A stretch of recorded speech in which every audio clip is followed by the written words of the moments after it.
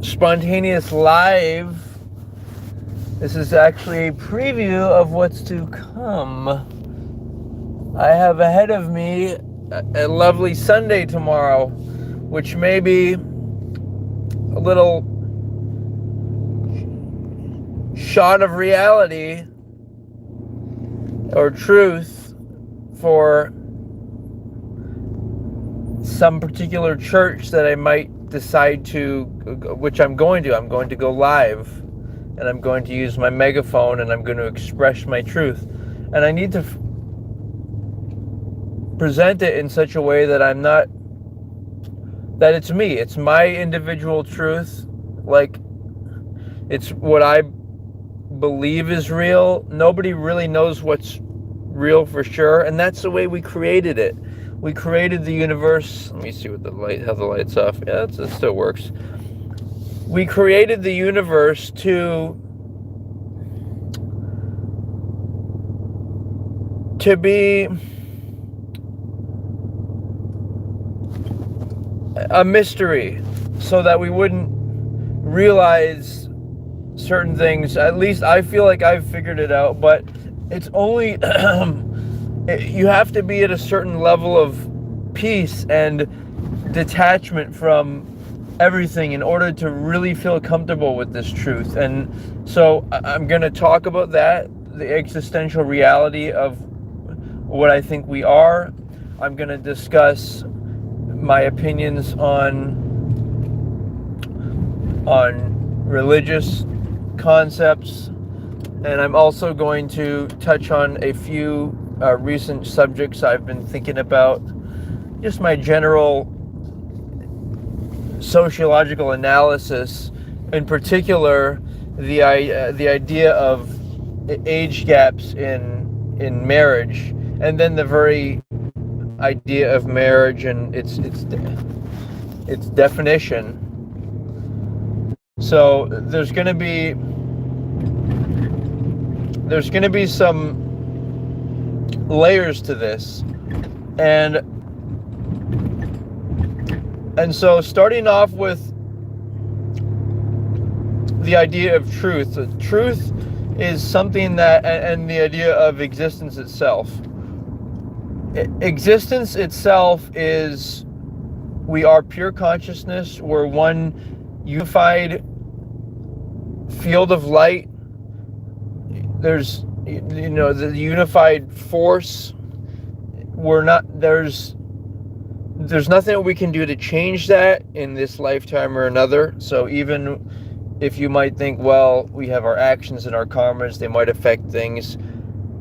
They don't affect empirical reality. Empirical reality is, we are the stuff that the progenitor of reality, of prior to the Big Bang or anything.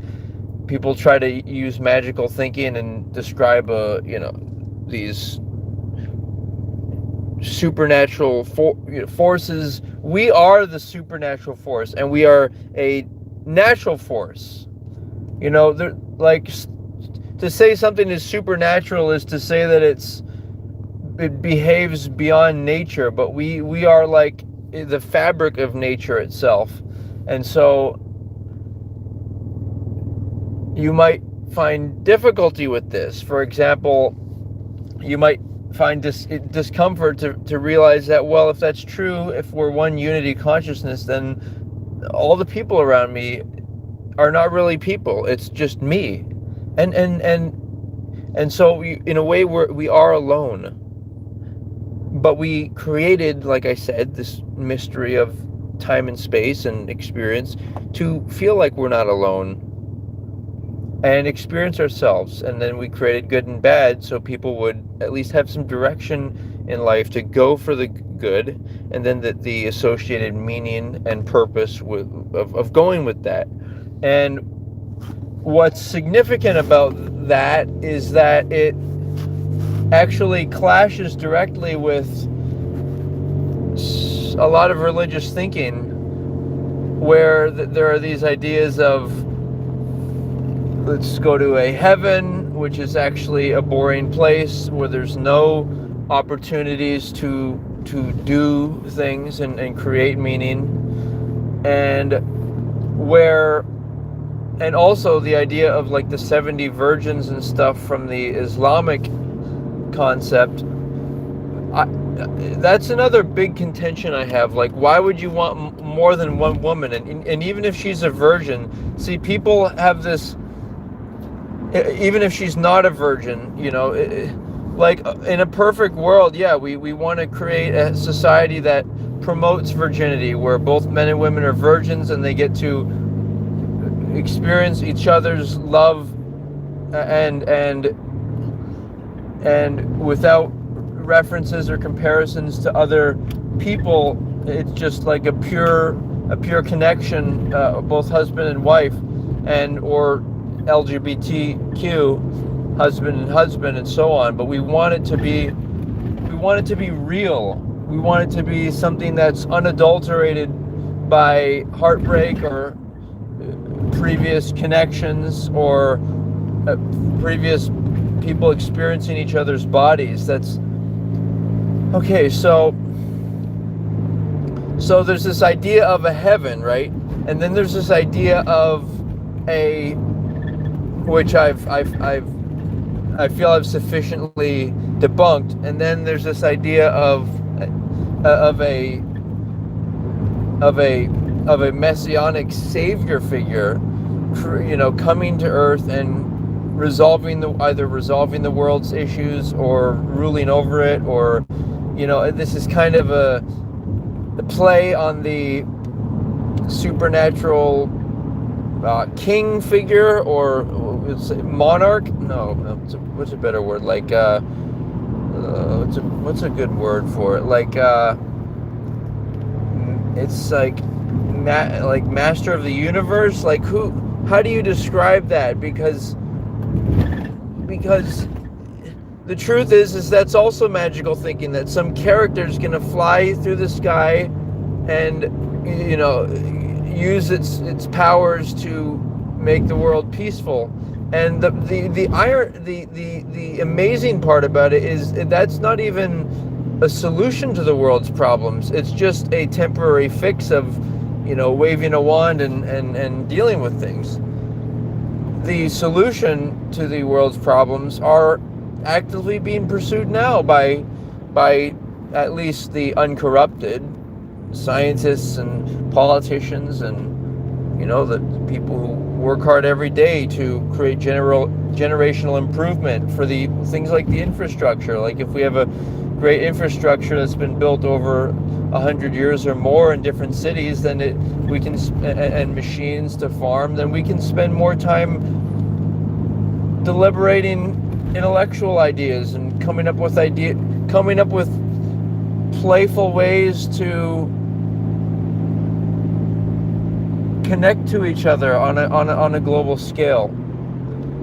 So that's what I want. I want there to be a peaceful and great connection, but I want it to be brought about in a way that is from us. It's like meaningful.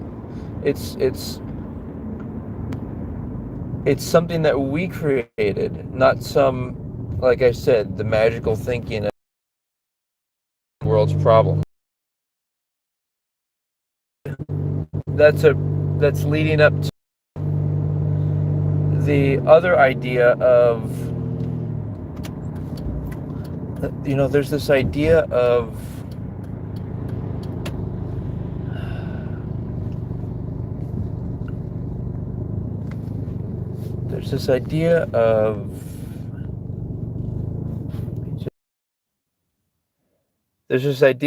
that somehow that it's okay for older men to marry younger women. And the problem with that is, first of all, how do you define marriage? And people say that, they're cheating on their spouse, or if we're married, can we have sex with other people? And the thing that comes into question is, well, these people say they're married, but they cheat and so on, so they're not really married. So we have to come up with a new definition for marriage. I feel like I've established that. I call it the V-spal, Vispal, which is it's V is life in Latin, and then pal is like a friend, a pal. So Vispal, it's an acronym that stands for your value, VI value E. It's your value uh, equal, and then PAL, life partner, um, partner for life. So value equal partner for life. And so the equal part is of a similar age, and so that way you'll live out your life together in a healthy way. And the danger is, well, first of all, the only reason that these older men can attract these younger women is because they have more money. And I mean, there are, I'm sure there are other factors. Aloha viewer, whoever you may be, feel free to say hi in the chat, and thanks for thumbing up. Uh, whoever these people may be, excuse me, whatever the reasons that these women, younger women, may be attracted to these older men. Like, for example, you see guys using the benefit of our strong US dollar to go to find women in more poor foreign countries. What upsets me about that is it's making, we worked hard to create this country, and admittedly there was, the slavery of people, and we had a lot of negative things associated with the US and like the military industrial complex, but but at the same time, our dollar, we worked hard to build it, and it was built off of hard work. And so to misuse it and say that, well, we worked all this hard, and now we're gonna just use it to seduce younger women that are, you know because our dollar is strong. To me, it seems unloving, definitely. Um, Also, if you haven't seen it, there's I analyzed the show Fresh and Fit. If you haven't seen that, that is kind of my adversaries. They talk in terms of, they say things like, we want virgin women, but basically they want virgin women, but they're not promoting the culture that creates these virgin women. So they're basically contradicting themselves. They're hypocrites, and they're not in the realm of true love. So in the process of helping people to see what real love is, real love, it's a science. It's a science of compatibility. It's a science of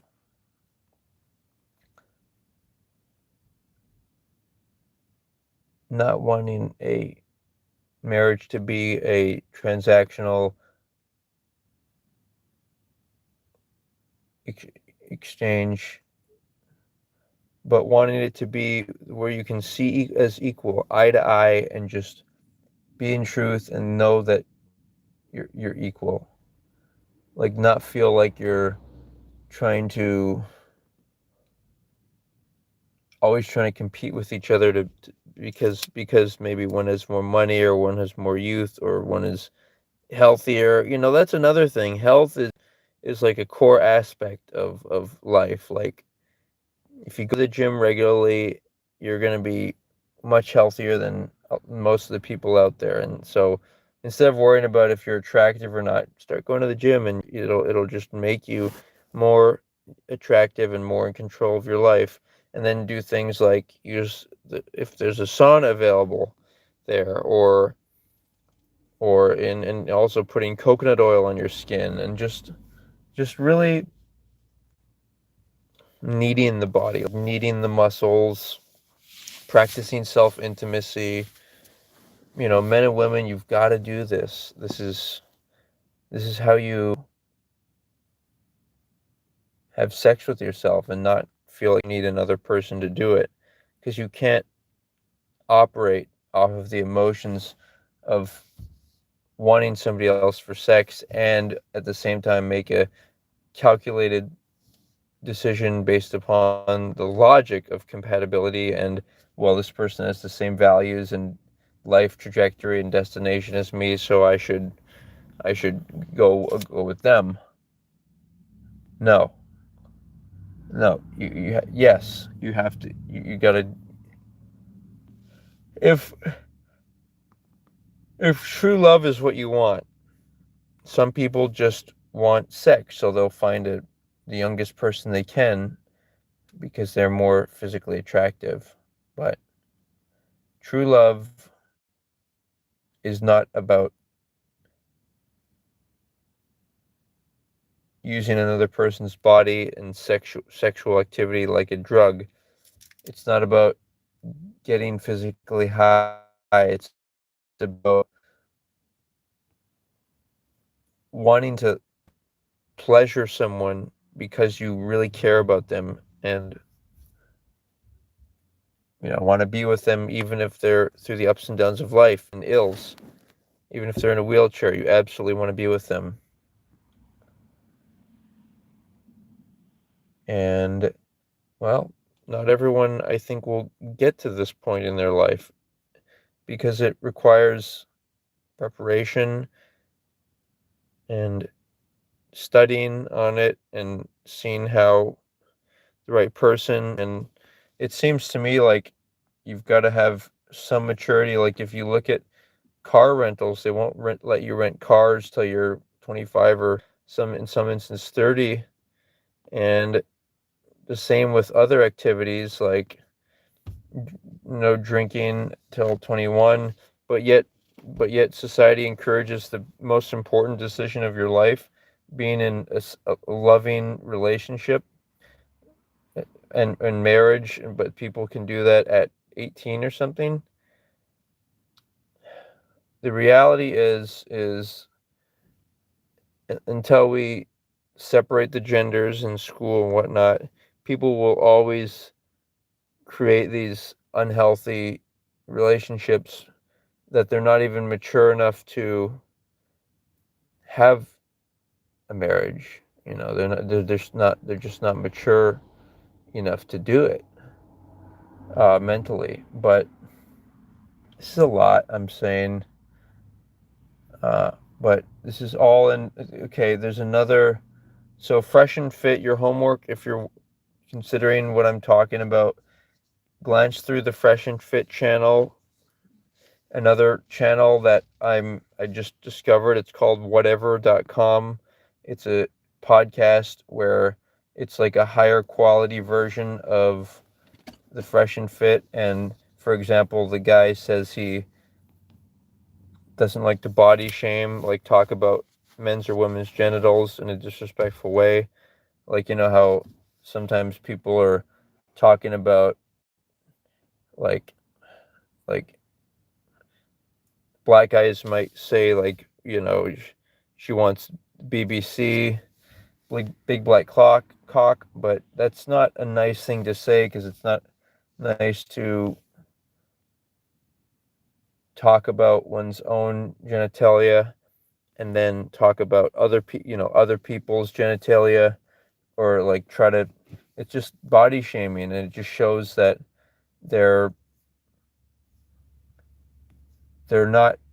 They think they need to do that in order to. But what does that do? Is that why would you want to make it public knowledge, like your private aspects of your life like that? Like it's not something that should go outside of between you and your spouse, and so it's this whole idea of making a sacred life and one where we can trust and feel good around each other, respect each other.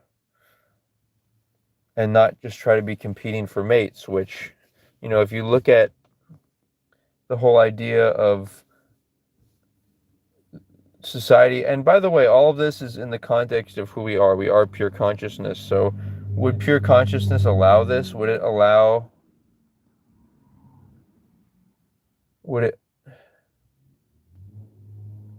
would it allow people to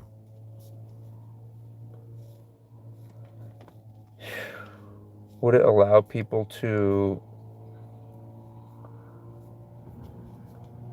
hurt each other in this way, where mothers aren't raising their daughters properly because they're worried that their daughters are going to seduce the older men that the mothers want, or on the other hand, the fathers aren't raising their sons up properly because the fathers are trying to seduce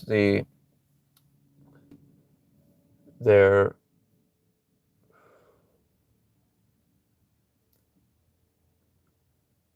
because the fathers are trying to seduce the women who are their sons' age. It's just this whole cycle of, and then also stuff like how people are consuming non-vegan or non-fair trade products. Like, eventually the system is going to, destroy itself if people keep behaving in these destructive and unloving ways, because I don't think the universe will support that. And it makes sense. For example, people who are stressful, whether it's of their own volition that they're taking on stressful jobs, or if they're being forced to, it'll make them die prematurely. And I think that's like a built-in construct in the universe, that if people are suffering, it's going to age them so they don't have to continue living in that incarnation and suffer like that. But then you might say, well, then why would the universe or consciousness allow for rapists and whatnot?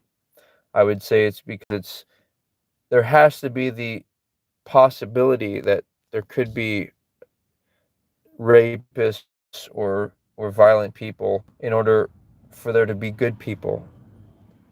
And if anything, it brings people closer, the possibility of danger. It brings, what makes people want to be guardians for their children.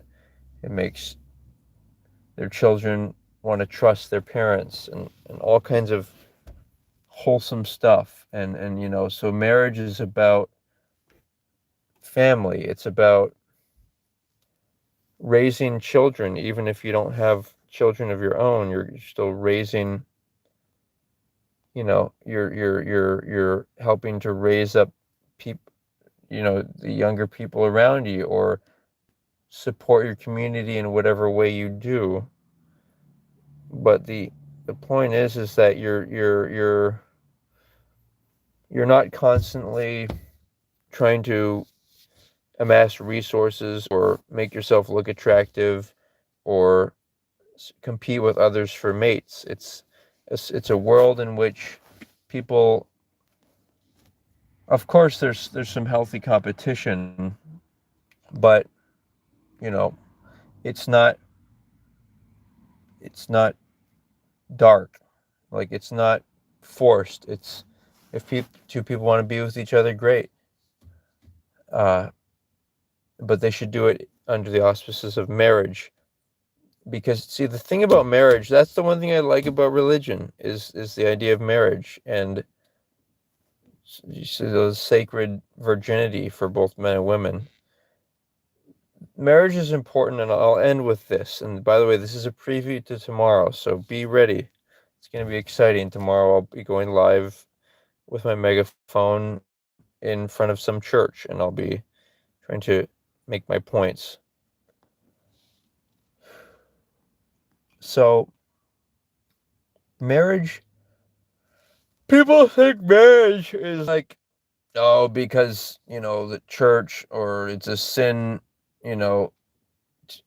to have premarital intimacy. And okay, first of all, that's unloving. I want to use the term unloving instead of sin. I think it's more a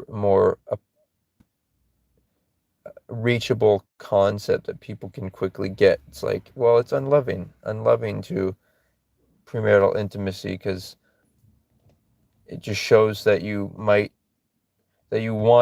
your most valuable connection and attachment. You want to start creating it with sex before the marriage ceremony, which is not as intimate as sex.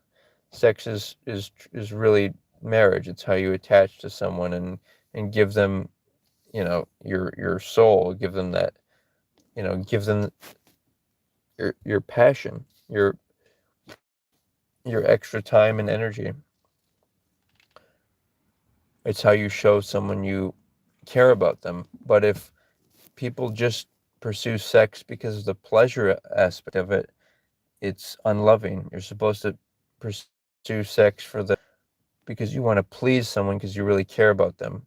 And when you have sex with yourself, you kind of control and regulate that desire so that to make sure that you're not trying to get that from someone else, but really you're seeing somebody from the heart chakra, not the lower second chakra. But yeah, like I said, marriage is not about trying to abide by some societal expectations or norms or religious or governmental or, you know, because your family wants you to do it or because of anything. It's marriage is about realizing that, I do want true love, but if you're going to commit to someone for life, you're going to be much more selective. Uh, you might, for example, guys with, bigger guys might find women with more fat on them attractive, would be willing to have sex with them, but they wouldn't be willing to marry them because if you look at people who are older and overweight, they're obviously get older much faster and deteriorate health wise.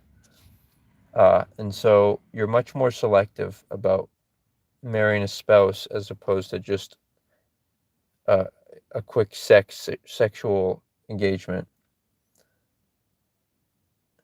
You're going to be much more selective. You're going to want them because of their values, not because of your only their body. And most importantly, it's just the worship of the woman and her vagina. It's transcendental. It's like even if you think that a woman's been with, for example, many men and perhaps men who were able to satisfy her better in the bedroom for whatever reason, it doesn't matter because your most important sexual act is massaging her and just uh, or giving her oral sex and you know complimenting her body, being a man, not hoping to that she's going to be complimenting your body, but you focusing on and celebrating her flower.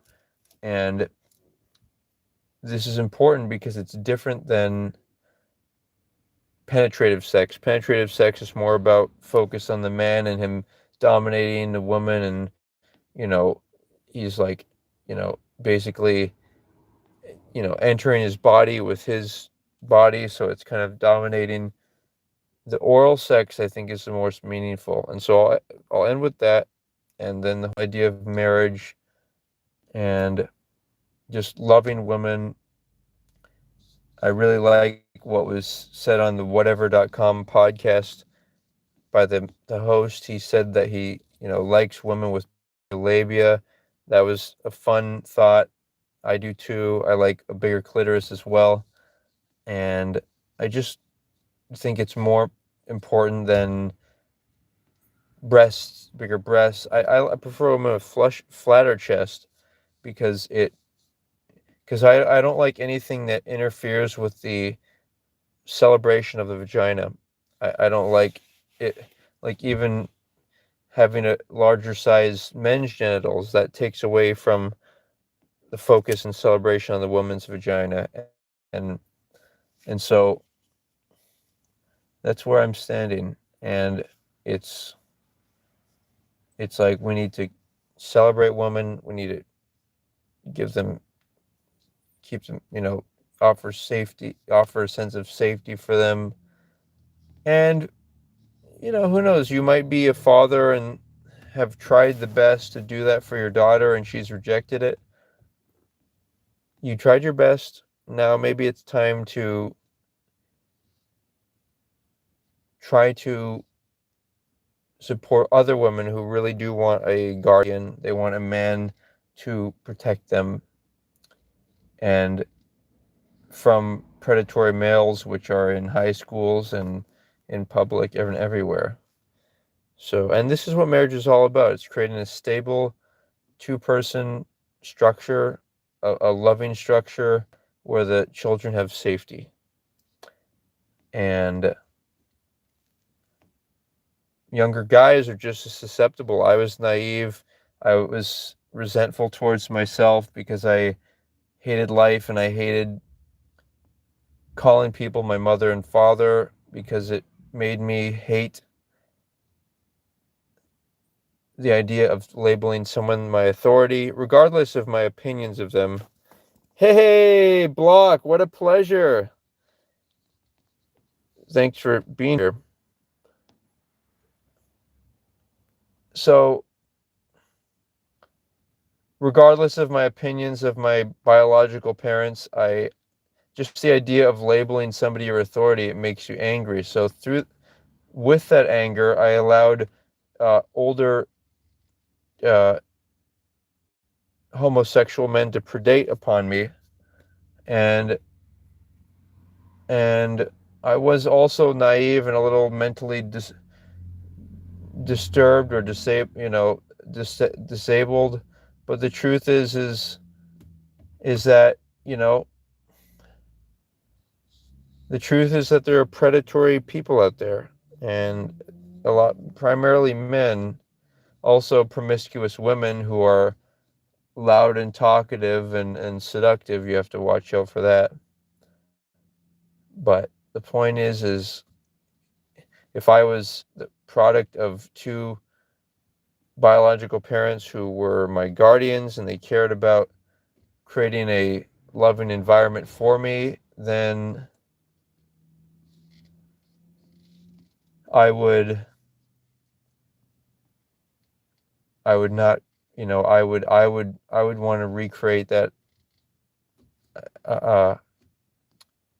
myself. But I'm taking steps now to create that, and I'm doing it based upon logic, not based upon some type of religious obligation, not because God will kill me or I'll be sinning, and also not, I'm doing it not because I'm just blindly following the path of my biological parents or others' examples. I'm doing it on my own volition. Like I created all this logic that I'm sharing about love and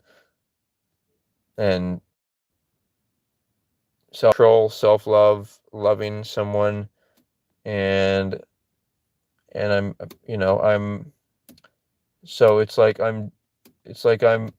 voluntarily doing this. I'm not doing it because anyone else is telling it to me, and that's why I think it's important that I share this with others, because it's kind of the next step. I have some of this is a result of a fusion of certain ideologies, but some of this is my own ideas. So yeah, be ready tomorrow. Tomorrow we're gonna go to a church with a megaphone, and I'm gonna express my truth, and we'll see how it's received. All right, guys. Aloha. Take care, Block. Thanks for saying hi, man. Also, Block, if you want to glance at the live stream I did yesterday, that was fun. Megaphone in Waikiki streets where lots of tourists were walking around, and I described some archetypes of people, including the archetype of the Virgin and the archetype of the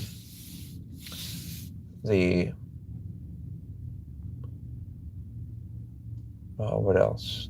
The Guardian, and so on. So I'm going to say aloha. And take care, guys. See you tomorrow.